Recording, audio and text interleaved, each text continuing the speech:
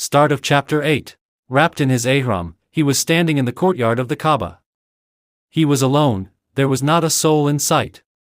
It was late into the night and the light from the moon and stars reflected off the marble floor, bathing the entire scene in a milky glow. There was no other light except for starlight. The ayat embroidered on the black covering of the Kaaba seemed to give off a strange light of their own. There was a deep stillness all around, broken only by a voice, his own voice. He was standing at the station of Multazim, his eyes fixed on the entrance of the Kaaba, and looking up, he called out aloud. Talbiyah is a special prayer that Muslims say many times during Hajj. Here I am, my Allah, my Lord, here I am, and there is no equal with you, doubtless, all praise is for you, all blessings are from you, and yours is the kingdom, the power. You have no equal. Resonating at full strength, his voice filled the empty courtyard and corridors of the Masjid al-Haram, rising into space it seemed. Standing there barefoot, half-dressed, he could recognize his voice. Here I am, my Allah, my Lord. Here I am. Here I am, and there's no equal with you. Doubtless, all praise is for you, all blessings are from you, and yours is the kingdom, the power. You have no equal. Yes, it was his voice. The tears pouring from his eyes flowed down his face onto his feet. He raised his hands to the sky. The ayat on the kiswa became suddenly very clear, very bright, scintillating, as it were, and the celestial light too shone more brightly. He kept staring at the ayat, mesmerized, transfixed. Like a prayer rote learned, he repeated the talbiyah. Then he saw the door of the Kaaba opening slowly, very slowly, and his voice rose, calling out in one breath, one cadence. This time, he felt another voice join him in prayer. Here I am, my Allah, my Lord. Here I am. Here I am, and there's no equal with you. Doubtless, all praise is for you, all blessings are from you, and yours is the kingdom, the power. You have no equal. That voice was not as loud as his, it was more like a whisper, but surrounding him. He knew it was not his voice, it was someone else. For the first time since he had been in the Kaaba, he felt the presence of another there. The door was opening wider. He knew that feminine voice. Here I am, my Allah, my Lord. Here I am, and there's no equal with you, doubtless, all praise is for you, all blessings are from you, and yours is the kingdom, the power. You have no equal. She was repeating the words with him. The voice came from his left, from behind him, a few steps away. He looked at his feet, now completely wet. Then he looked up at the Kaaba, the door had opened and the interior was filled with a glowing white light. He fell to his knees in prostration, his forehead touching the ground. The light began to fade, and when he lifted his head off the ground, the light had paled further. When he stood up, the door of the Kaaba was closing, and once again, he heard the feminine voice whisper near him, and this time he turned around to look. Salaar woke up. He had fallen into a trance-like sleep, sitting in the veranda of the Harem Sharif, resting his head against a pillar. That was Imama, without a doubt, it was Imama, standing behind him in a white ihram. He had seen just a glimpse of her, but even that fleeting glimpse was enough to convince him that it was none other than her. Sitting there, absent-mindedly watching people move around the place, he felt his heart brim with emotion. It had been more than 8 years since he had seen that woman who now appeared to him in a dream in the precincts of the Kaaba. A wound seemed to have been scratched afresh. He took off his glasses and hid his face in his hands. Rubbing away the warm tears, he had a thought. This was the Harem Sharif, he had no need to hide his tears from anyone. People came here to cry out their hearts. He removed his hands from his face as a fit of weeping swept over him. For a long time, he wept, his head bent low. He remembered then that he had been coming here for Umrah every year, and he used to perform one round of the pilgrimage on behalf of Imama Hashim. He prayed for her long life, for her safety. He prayed that she may be protected against all anxiety and woes. In all those years, he had prayed for all that he could think of for himself and for Imama Hashim.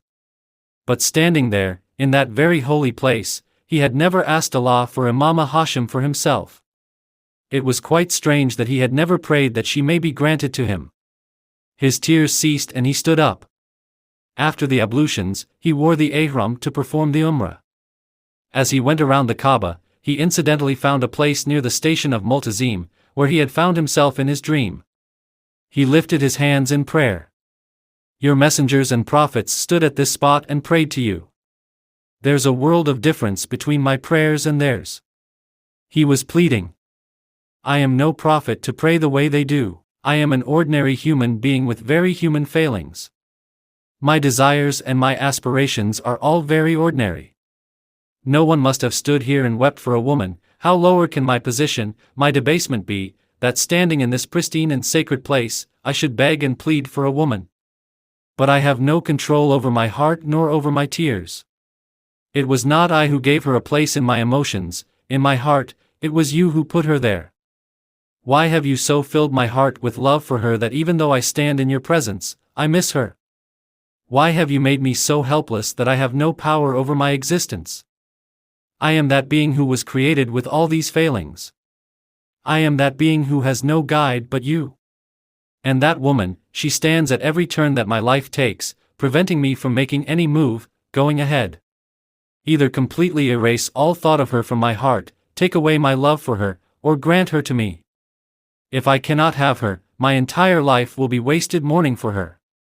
If she should be mine, then my tears will only be for you. Grant that purity to my tears. Standing here, I beg you to grant me one of the pure and noble women. I ask for Imama Hashim. For my coming generations, I ask for that woman who cannot include anyone in her love and reverence for your Prophet, peace be upon him, who left all the ease and comforts of her life for the love of the Prophet. If ever I have done any good in my life, then in return I ask for Imama Hashim. If you wish, it is possible, even now. Please lift this misery from me. Make my life easy. Please release me from the anguish that has gripped me since the last 8 years. O Allah, please have mercy on Salaar Sikandar once again, for mercy is the highest of your attributes. Head bowed, he wept for a long time, standing at the very spot where he had seen himself in his dream, but Imama was not standing behind him now. After a long spell of crying and pleading, he moved away. The starlight was fading, but the Kaaba was scintillating with light. Despite the late night, there was a vast crowd of pilgrims. Unlike his dream, the door of the Kaaba was not open. Yet as he moved away, Salaar felt lighter and relieved, as if a burden had been lifted off him. He was emerging out of this state in which he'd been for the last 1 month. It was an unknown peace that washed over him when he finished praying. And this feeling of peace and relief stayed with him as he returned to Pakistan the next week. I am going back to the US next year to complete my PhD. Struck by his words, Furqan looked at Salaar. What do you mean? Salaar smiled, surprised. What do you mean by, what do you mean? I want to work for a PhD. Out of the blue? Asked Furqan. Well, not exactly. The PhD was a part of my plans. It's better I do it now, said Salaar with equanimity. They were on their way back from Furqan's village. Furqan was driving. Salaar suddenly told him of his plans for the PhD. I've informed the bank. I was thinking of resigning, but they want to give me long leave. I haven't yet thought about that, whether I should accept their offer or resign. You've done all your planning? Yes, pal. I'm not joking. I really intend to join the PhD program next year. A few months ago, there was no such intention. What's there about a decision? A decision can be made in a trice. Salaar shrugged as he looked at the field speeding by. Otherwise too, I've wanted to write a book about banking, but I've been so busy for the past few years that I couldn't work on it. I want to write this while working on the PhD and have it published too. Since I'll have some respite, I'll be able to do this comfortably. And what about the school? No problem, it will continue to function as it's doing now. The infrastructure will also improve. The Board of Governors is there, they'll visit. You're there too, and I've spoken to Dad, he'll be visiting the school regularly. My being or not being there makes no difference. For a long time now, the school has had no need of the crutches provided by Salaar Sikandar, nor will it need them in the future. Besides, I'm not abandoning the project, I'll look after it, and I'll be there when it needs me. I've been managing this way in the past too. He began to pour himself a cup of tea from the thermos flask. What will you do after the PhD? Asked Furkan with serious concern. I'll be back, and like before, I'll work here. I'm not going away forever. Salaar smiled and patted his shoulder. Can't you go some years later? No, what can be done today must be done today. It must not be put off. Right now I'm in the frame of mind for further studies. Perhaps, my mood may change later. Salaar sipped his tea and tried to tune the car's radio. The Rotary Club has organized an event next weekend. I have an invitation. Would you like to come along? He inquired of Furkan. Why not? I'll be glad to, their events are always interesting, replied Furkan. The topic of the conversation had changed. It was a Sunday. Salaar woke up late. Picking up the newspaper, he glanced at the headlines as he prepared his breakfast. He had just brushed his teeth and had yet to shower and shave. A loose pullover had been put on over his pajamas. He had barely put the kettle on the stove when the doorbell rang. Newspaper in hand, he came out and opened the door, to a real surprise. It was Saida Auntie standing at his door. He let her in.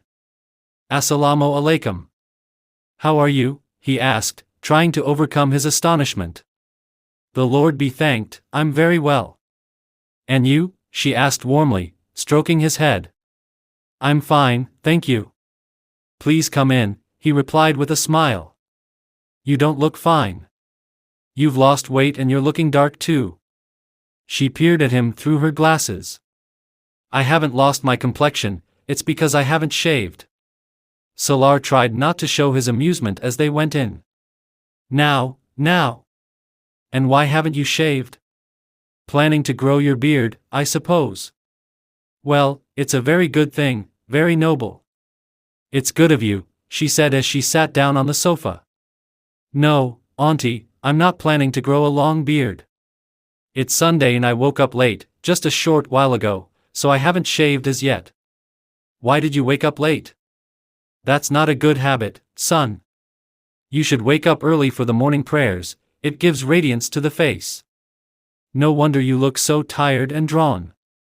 A person should get up early, say his prayers, read the Holy Quran, and then go for a morning walk. This is good for your health and also pleases Allah. Salaar sighed deeply and said, I went to sleep after saying my prayers. I sleep late only on Sundays, otherwise my routine is exactly as you have described it. She seemed quite pleased with his explanation. Very good. Very good. No wonder you have such a radiant glow on your face. Her perception had undergone a change. What would you like to have? Salaar switched the topic, he did not want to hear any more observations on his looks. Would you like some breakfast? No, I've already eaten. I have my breakfast around 6 or 7 in the morning. In fact, my lunch is around 11 or 11:30, she informed him of her routine. Then have some lunch. It's already 10:30, said Salaar. No, I'm not hungry. Come here and sit by me. I'll be with you, said Salaar as he returned to the kitchen. I've been waiting for you since 6 months and not once have you come to see me, she called out. I was very busy, Auntie, he replied. He was making tea for himself. What could it be that kept you so busy? Those who are married and have families are kept busy and involved. You are neither married nor do you live with your family, and yet you say you were busy. He smiled at her words as he made some toast for himself. Now look at you, she chided as she saw him bringing the tea tray. This is not your job. Smiling silently, he put the plates and cups on the table. Had you been married, your wife would be doing all this. It doesn't behoove a man to do such chores. You're right, Auntie, but what else can I do, since I don't have a wife, he said, passing her a cup of tea. That's no answer, what can you do, son? The world is full of young women, and your parents are also alive and around, so tell them to find you a nice match. Or if you want, I can try. Salaar promptly realized that the situation was critical. Oh no, thank you. Please have some tea. I'm quite happy with my life. And as far as housework is concerned, then our blessed Prophet too attended to his own chores. Now you've gone off on a tangent. I was talking about you, she said, a bit confused. Won't you take some biscuits, or perhaps some cake? He tried to veer her attention. Oh yes, I quite forgot the reason why I'd come here, she said, suddenly remembering something as she opened her capacious bag and started fumbling around in it. Your sister's wedding has been fixed. Salaar suddenly choked on his tea. He was puzzled. My sister got married about 5 years ago, he informed Saida Auntie. Meanwhile, she fished out a card. Oh, I'm talking about my daughter, Amna. She's like a sister to you, isn't she? She looked at him with some disappointment as she handed him the card. Salaar was thoroughly amused. Till a day ago, she was trying to get her daughter married off to him, and now suddenly, she had become his sister. Nevertheless, he was enormously relieved. At least now he was in no peril from her or her daughter. He gladly took the card from her. Congratulations. When is the wedding taking place? He asked as he opened the card. Next week. That's good, Auntie, at least your worries are over.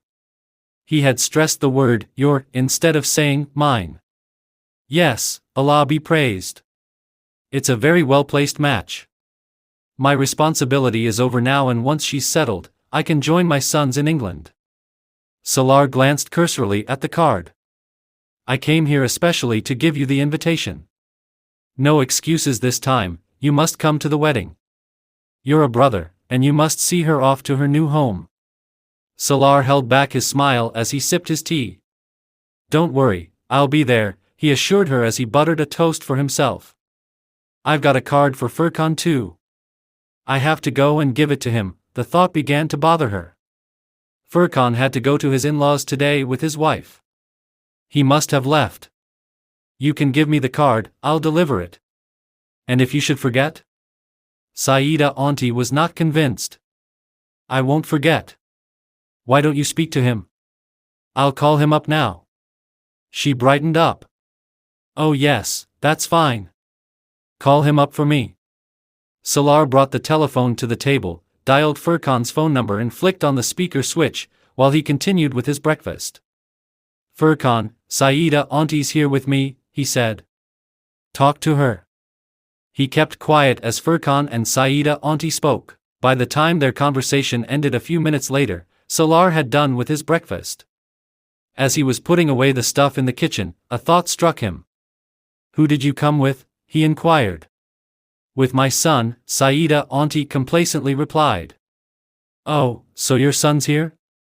Which one, the older one or the younger? Salaar asked with some interest. I'm talking about my neighbor's son, Rashid, she elaborated, with some annoyance. Salaar realized that for her every boy was her son, every girl her daughter. She built up relations with great facility. So where's he? He went back. I came with him on his motorbike, he drives like the wind. We started at 9 and he got me here at exactly 10:30. I kept telling him to slow down but he wouldn't listen.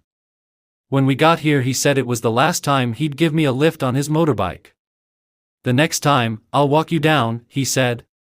Salaar was amused. He could well understand the frustration of the young man at having taken an hour and a half to complete a journey that would not be longer than half an hour. It was not easy to spend time in the company of old people. This had become quite clear to Salaar when he had first encountered Saida Auntie. So how will you go back? Will Rashid come for you? Yes, he did say he'd come after the match was over. Let's see when he turns up. She then continued to add to his knowledge about her daughter and her in-laws. Salaar listened patiently, though he could have had no possible interest, but he realized that after all she could not be discussing banking issues with him. Whatever she was saying made little sense to him, but he pretended to be most interested. She also had lunch with him. He didn't try to warm up something from the freezer as he did not want another round of advice on the benefits of marriage. So he ordered some food from a takeaway. When Rashid had not yet arrived, Salaar offered to drop her home. She gladly accepted, saying that he'd also get to know where she lived. I know your address, he reminded her as he looked for his car keys. Half an hour later he was at her house. He walked her to her door, but when she asked him to come in, he declined politely, saying he had a lot of work at home. He regretted saying that as her admonitions began again. Oh, child. That's why I've been telling you to get married. Your wife would look after the housework and you could go out instead of spending your weekend in domestic chores. She looked at him pityingly. Yes, of course, you're right. May I go now? Salaar said, surpassing himself in obedience. Very well, but remember, you must come for the wedding. And also remind Furkan once again and give him his card. Salaar rang the doorbell and then turned away. He heard the door open behind him and then Saida auntie in conversation with her daughter. Then what's your program? Are you coming along? Furkan queried as he came to collect his card the next day. No, I'm going to Karachi this weekend for an IBA seminar. I'll be back on Sunday and plan to sleep the rest of the day, nothing else. You can go. I'll give you the gift envelope for her, do remember to give it with my apologies. That's shameful, Salaar. She came all the way to invite you with such affection, Furkan chided him gently. I know, but I can't just go there and waste my time. We won't be there too long, we'll be back soon. Furkan, my return is not confirmed, I may not return by day, it might be Sunday night. You're really useless. And she's going to be very disappointed. That makes no difference, my not being there won't stop the wedding from taking place. Maybe she's got an inkling that I won't attend. Besides, you and I are not such important guests, Salaar stated carelessly. Anyway, my wife and I will attend, regardless of how unimportant we may be, Furkan replied angrily. I'm not stopping you, you're most welcome to go there. Otherwise too you have a more comfortable and informal relationship with Saida auntie. But she still cares more about you, Furkan claimed. It's out of kindness, Salaar brushed him off lightly. Whatever it is, she does feel concerned. If nothing else, you should attend out of regard for Dr. Ali because she's his next of kin. Furkan tried this angle to persuade Salaar. Dr. Ali himself is out of town, and had he been here, he wouldn't be forcing me to attend the wedding, the way you're doing. Fine, you can do as you please. I'm not forcing you. Furkan gave up. Salaar resumed working on his laptop. It was a lush green place, a garden as it were, and they were together there among the trees and flowering bushes. It was quiet all round. They were sitting in the sunshine by a bush in full bloom. Imama sat with her arms wrapped around her knees while Salaar lay supine on the grass, his eyes closed. Their shoes lay some distance away. Imama was wearing a beautiful white shawl. They were in deep conversation and Imama was looking at something as she spoke to him. He had taken a corner of her shawl and covered his eyes with it, as if to keep out the sun. That shawl seemed to bestow peace, a sort of elation on him. Imama made no effort to pull it back from him. The sunshine refreshed him and eyes shut, he could feel the soft touch of the shawl on his face. He began to feel drowsy and was soon in the grip of a deep sleep. Salaar suddenly opened his eyes. He was lying flat across his bed. Something had broken his slumber, and he looked around uncertainly. This was not where he wanted to be, another dream, another illusion. He closed his eyes again. His attention was then drawn by the ringing of his cell phone by his bedside, that was what had pulled him away from his dreams. Thoroughly annoyed, he reached out for the phone. It was Furkan calling. Where were you, Salaar? I've been calling for hours. Why weren't you attending the call? Said Furkan the minute he heard Salaar's voice. I was sleeping, replied Salaar, as he sat up in bed. He caught sight of the clock, it was 4 in the afternoon. Get to Saida auntie's at once. Furkan told him. Why?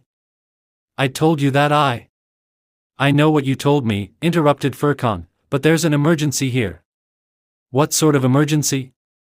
Salaar was anxious. You'll find out when you come here. Now get here at once, I'm hanging up. Furkan switched off. Salaar looked at the phone, worried. Furkan's voice, his tone, expressed his anxiety, but what could be the nature of the concern at Saida Auntie's? Within 15 minutes, Salaar had changed and on his way. Furkan's next call came as he was driving. At least, tell me what has happened, you've really got me worried, Salaar asked again. No need to get worried, you're coming here, you'll get to know. I can't go into the details over the phone. Furkan hung up again. Driving fast, Salaar covered the distance of half an hour in 15 minutes. Furkan met him outside Saida Auntie's house. Salaar had expected there would be much noise and celebration here, but that was not the case. There was no hint whatsoever of any wedding party or procession at the scene. He accompanied Furkan into an old-fashioned drawing room to the left of the main door. What was it that you had to summon me like this? Salaar was getting irritated. There's been a big problem with Saida Auntie and her daughter, said Furkan as he sat opposite him. He looked very worried. What problem? The young man who was going to marry her daughter has backed out and he has gone and married a girl of his own choice. My goodness! Salaar exclaimed. Those people just called up Saida Auntie some time ago to inform her and express their regrets. They are not going to come here. I went to their place a while earlier, they really have no choice. They have no information about their son or where he could be.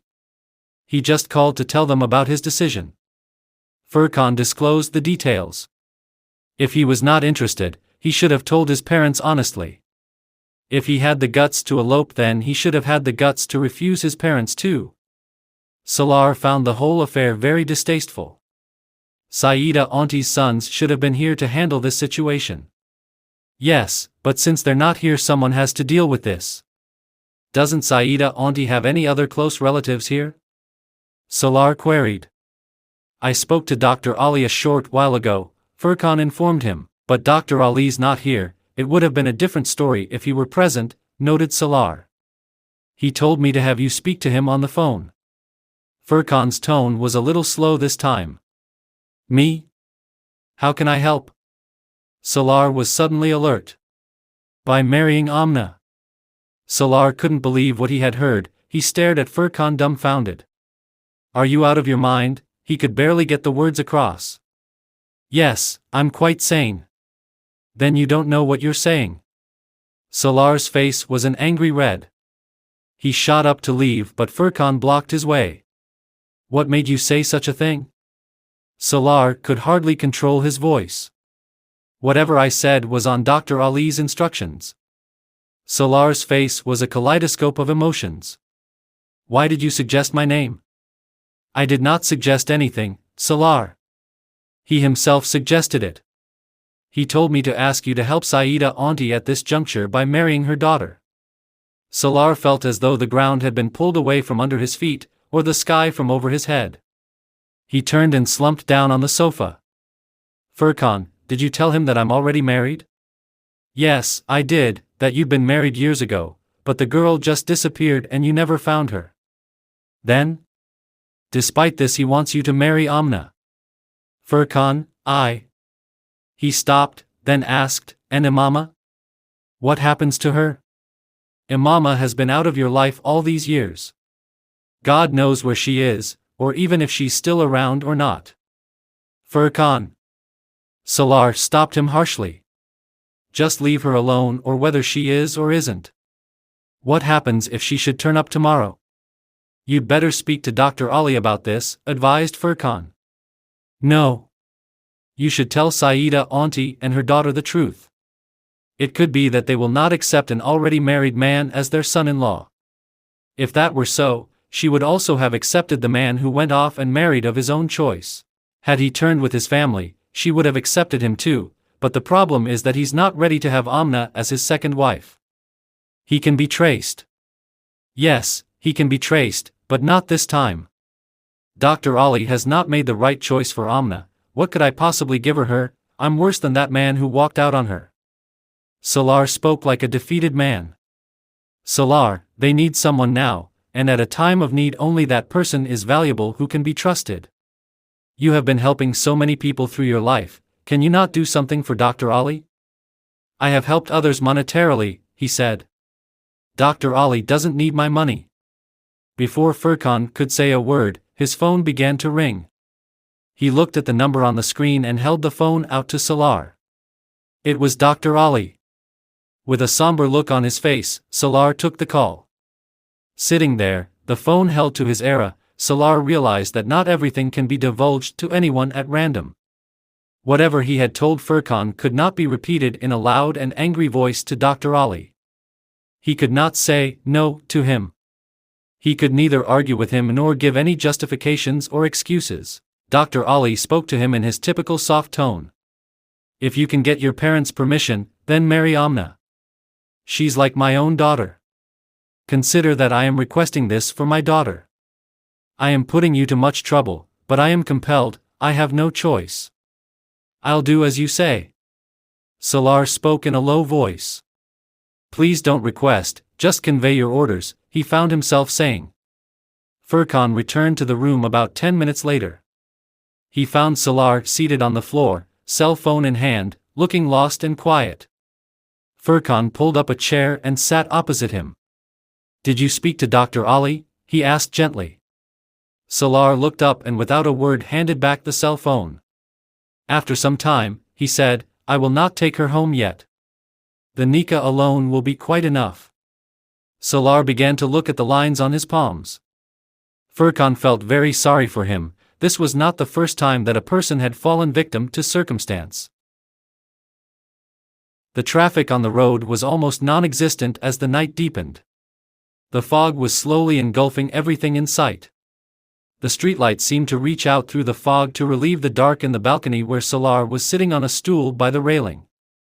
The steam from the mug of coffee before him rose in strange shapes against the dark night. He sat with his arms folded across his chest, staring at the deserted road below. It was a weird sight, wrapped in the foggy dark. It was 10 and he had reached home a few minutes ago. After the nikah ceremony, he left immediately and spent several hours driving around aimlessly. He had switched off his phone as he wanted to be left alone. He wanted no contact with the world outside. He did not want to speak to Furkan, who would have certainly called and tried to clarify matters. He did not want to speak to Dr. Ali, who would have called to thank him. He just wanted absolute silence. Watching the wraiths of steam from the hot coffee, he relived the events of a few hours ago that evening. It was all like a dream. He wished it was a dream. Sitting there, he remembered his prayer at the Kaaba. So is it a divine decision to remove her from my life? He reflected, painfully. Then this torture should also have been taken away, for I had asked release from this pain, escape from her memory. He wrapped his cold hands around the hot mug and poured its bitterness into himself. So, Imama Hashim, you're out of my life forever. Salaar ruminated over all the possibilities that could have prevented the situation he now found himself in. If only he had not run into Saida auntie and offered to drop her home, if only he had found her address and had not brought her home, neither would the connections have built up, nor would she have invited him to the wedding. If only he had stayed back in Karachi instead of returning to Lahore, or slept with his phone switched off, and his phone off the hook, or not responded to Furkan's call. If he had not known Dr. Ali, he would not have felt obliged to concede to his request. Imama is not destined for me, he thought sadly as he drew his hands across his face. Then he reached for his wallet, as if remembering something, and pulled out a small folded paper. He opened it and read it. Dear Uncle Sikandar, I am so sorry to learn of the death of your son. Some years ago, your family was put to a lot of trouble on my account, for which I am very sorry. I had to pay Salaar some money which I am enclosing. Allah Hafiz. Imama Hashim. He could not remember how many times he had read this in the last 9 months. When he touched the paper, he could feel Imama's touch on it, his name, written by her, yet there was no familiarity in these few lines written on paper. He was also aware that the news of his death had not pained her. That news had come as a release for her after 2.5 years, so how could it be a source of distress for her? Yet, in spite of all this, those few lines on a piece of paper had become very important for him. He ran his fingers over those lines, lingering over her name, Imama Hashim, at the end. Then he folded it up and put it back in his wallet. The mug was still out there with a few mouthfuls of cold bitter coffee. He swallowed it in a gulp. Dr. Ali was returning to Pakistan from England in a week's time. Salaar awaited his return. Whatever he had been unable to disclose to him about Imama Hashim, he wanted to tell him all now. All that he had been unable to reveal about his past, he wanted to tell Dr. Ali all about it. He no longer cared what he would think. It was the 4th of Ramadan when Dr. Ali came back. He had returned quite late at night and Salaar did not want to disturb him. He had planned to visit him the next evening, but unexpectedly, Dr. Ali called him up in the afternoon when he was at the bank. This was the 3rd time he had contacted Salaar after the nikah. After the customary inquiries, Dr. Ali said, "Don't come later at night. Come earlier and join me for iftar." "Very well, I'll be there," agreed Salaar. They spoke a little longer and then Dr. Ali called off. He left the bank a little earlier than usual. He went home and changed and reached Dr. Ali's place about an hour before iftar.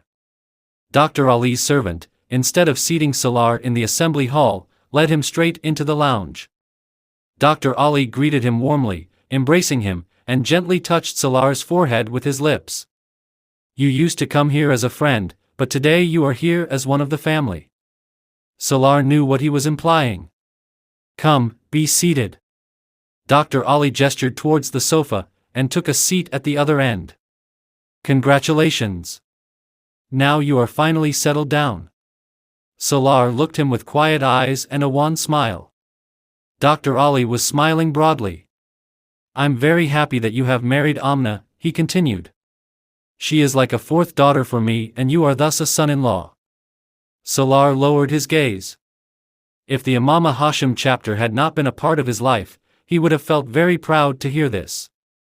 But she made the difference, she was the one who made all the difference, she who was and was not there. Dr. Ali observed Salaar for a while and then said, "You have been coming here for so many years, but you never disclosed that you were married. Not even when the subject was broached once or twice." Salaar looked up at him. "I had wanted to tell you, but..." He broke off. What could I tell you? Everything was so strange, he thought to himself. "When did you marry?" Dr. Ali was now inquiring softly. 8.5 years ago, when I was 21, he said resignedly, and then, ever so slowly he disclosed everything to him. Dr. Ali had not interrupted him even once. He had held his peace for a long time even after Salaar had fallen silent. Eventually he had said, "Amna is a very nice girl and she is lucky to have got a virtuous man." His words hit Salaar like a whiplash. "Virtuous? I'm not a virtuous man, Dr. Ali. I am the most despicable of the despised. Had you known me, you would not have used this word to describe me, nor would you have selected me to marry this girl who's like a daughter to you. In our lives, we've all passed through this age of ignorance at some stage. Some of us go through it while some are stuck in it all their lives. You have passed through it, your regret and remorse indicate that. I will not stop you from regretting your actions nor from seeking forgiveness. It is incumbent upon you to do so all your life, but also be grateful that you have been rid of a diseased ego. If the material world no longer attracts you, if the fear of Allah brings tears to your eyes, and the vision of hell frightens you, if you worship Allah as you should, if goodness draws you towards it and you repel evil, then you are virtuous. Some are born virtuous, some become virtuous. To be good by nature is indeed fortunate, but to become good is like walking on a double-edged sword. It takes a longer time and is more painful. I still hold that you are a virtuous man because you have worked towards it, and Allah has destined greater deeds for you." Salaar's eyes had moistened. Dr. Ali had again neither said anything about Imama nor questioned him. Did it mean that she was out of his life forever? Did it mean that she would never, in the future, be a part of his life? Would he have to spend his life with Amna? His heart seemed to sink at the thought. He wanted to hear from Dr. Ali some consoling words, something to give him hope. Dr. Ali was quiet. Salaar looked at him in silence. "I'll pray deeply for you and Amna. In fact, I have prayed earnestly at the Kaaba and at the tomb of our dear Prophet, peace be upon him." On his way back from London, Dr. Ali had gone to perform the Umrah. Salaar lowered his head. From a distance, the call for prayer could be heard. A servant was laying out the iftar. With a heavy heart, he broke his fast with Dr. Ali, and then accompanied him for the evening prayer, to a nearby mosque. On his return, he had dinner with Dr. Ali and then drove back to his flat.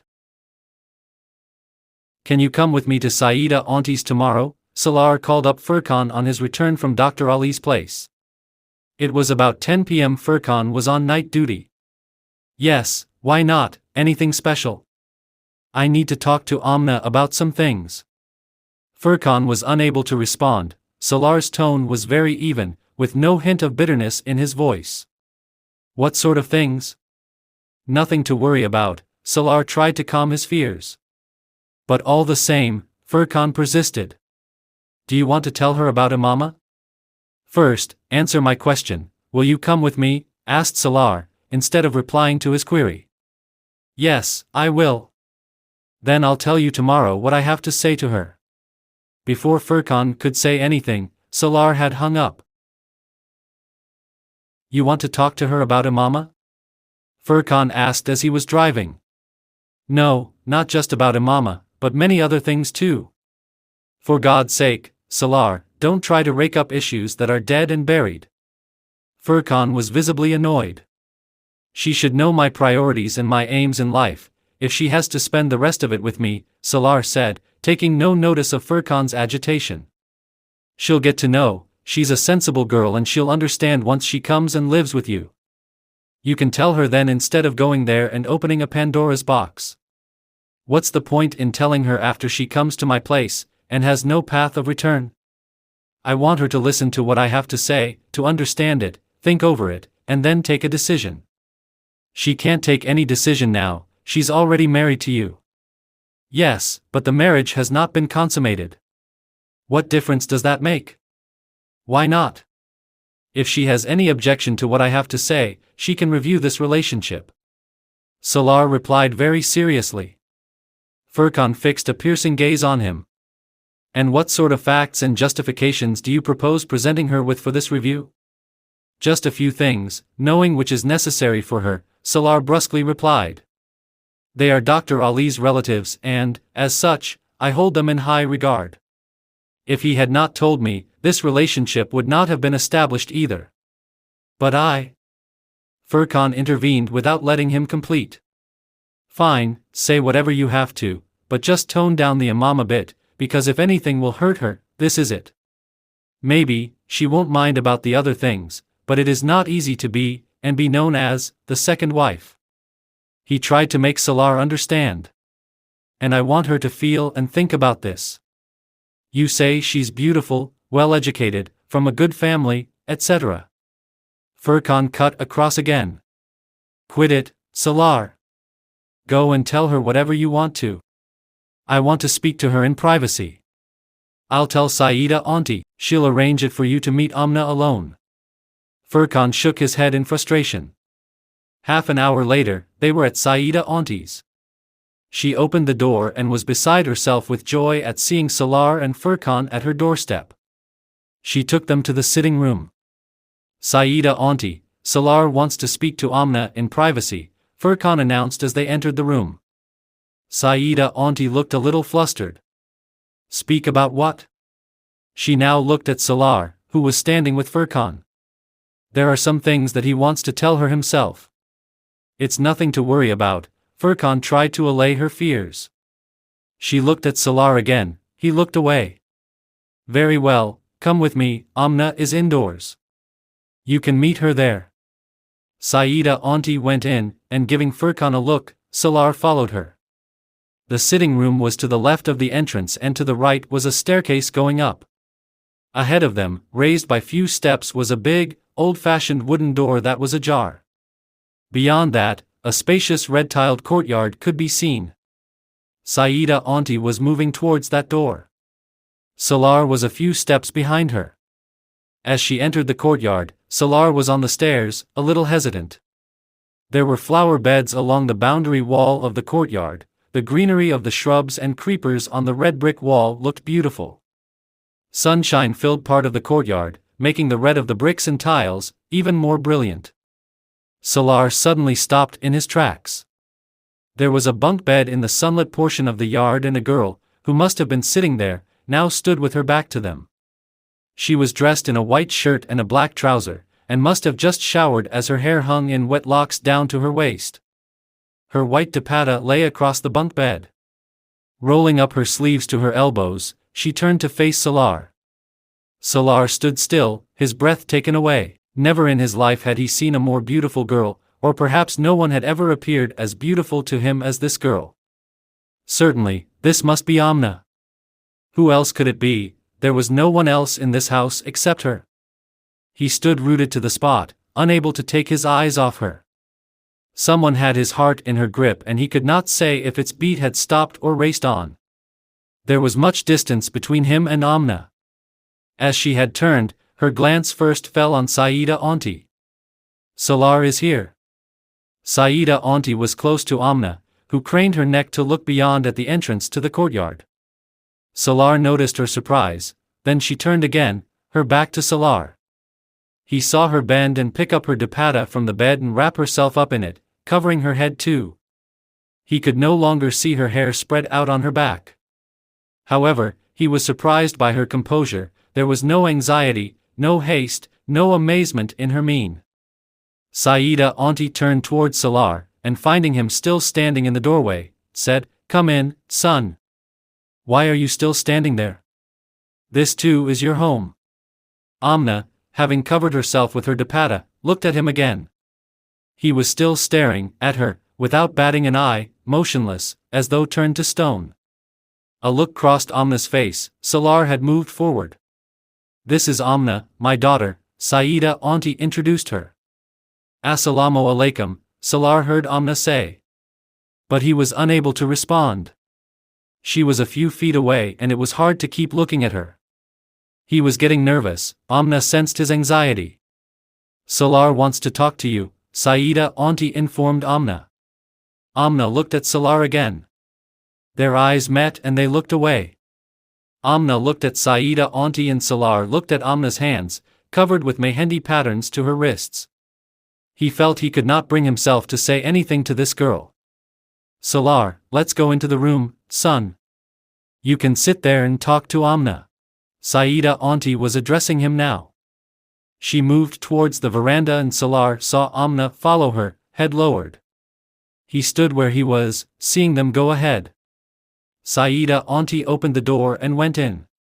Standing in the door, Amna turned to look at Salaar. He swiftly lowered his gaze. Amna looked at him again, perhaps surprised. Why wasn't he coming into the room? Without looking at her, Salaar moved forward, and relieved, as it were, Amna went in. Saida Auntie was already seated there when Salaar came in. Amna switched on the light. Stepping from the sun, Salaar could feel the coolness in the room. "Sit down, son," gestured Saida Auntie. Salaar took a seat on a chair, and further away, Amna sat across him on a couch. Salaar was waiting for Saida Auntie to leave in a while. Furqan had told her quite clearly that Salaar wanted to be alone when speaking to Amna. But after a while, Salaar realized it was futile to expect her to leave them alone. Either she had forgotten that they needed privacy, or she had thought that it meant simply that Furqan would stay away, or perhaps, she did not yet trust Salaar alone with her daughter. Salaar was inclined to agree with the last possibility. Whatever he had wanted to tell Amna could not be said in her mother's presence. He tried to search his mind for something to say. After all, he had to say something. But his mind was blank. In the semi-dark and cool room, there was complete silence. His fingers intertwined, Salaar kept looking at the floor. Amna switched on a decorative light in the room. Perhaps this high-ceilinged room, crammed with furniture, was once a sitting room. It had many doors, all of which were shut, and the solitary window in the room, opening into the veranda, had curtains over it. The floor was covered by an elaborately patterned maroon carpet, and that fancy light fixture failed to light up the room. Salaar found the room dark, or perhaps, it was his sentiments. "I should go and see my optician today.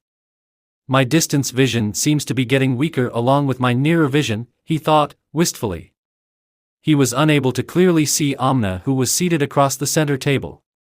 He fixed his gaze on the carpet, again. Then he saw Amna get up and switch on another light. In the white glare of the tube light, the room suddenly brightened up.